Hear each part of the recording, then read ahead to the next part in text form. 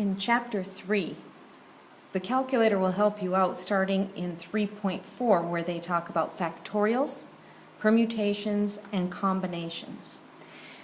The calculator actually has these functions on it so you don't have to use the big long formulas that are included in your chapter. And so first of all I want you to turn on your calculator, and then there's a button right below alpha called Math. When you push the Math button, you end up with some different choices here, and the last one being PRB for probability. Now you can arrow over to probability this way, or if you just hit the back arrow once, you're there right away. Notice number 4, the exclamation point, that's your factorial button. And so I'm going to arrow down to the number 4, or you can hit number 4, and when you press enter, the exclamation point appears. Now, if I want to use this to calculate a number like 5 factorial, what that will do will multiply 5 times 4 times 3 times 2 times 1. So I will enter the number 5, and now I will hit Math. I will arrow to probability and hit number 4. Notice it's 5 factorial, and I just hit enter. And if I take 5 times 4 times 3 times 2, I end up with 120.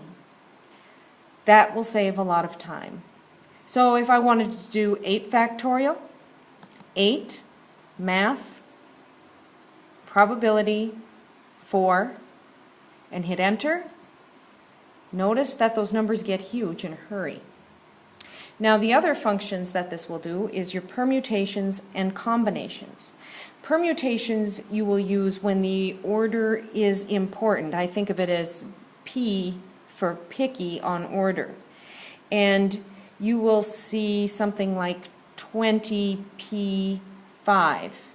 The way you'll enter that is 20, hit your Math button, arrow to probability, and notice you have NPR, hit the number 2, and now if I want to do our R value of 5, I just hit 5 and then enter. So if I have 20 objects, I can pick 5. This will show how many ways they can be arranged if I pick 5 objects out of a total of 20, and the order is important. If I want to do a combination, I'm going to hit 20, hit the Math, probability, and combination is the C value. And I'm going to choose 5 here. Now on a combination, the order doesn't matter. So that one is going to be a lot lower even though I'm using the exact same numbers.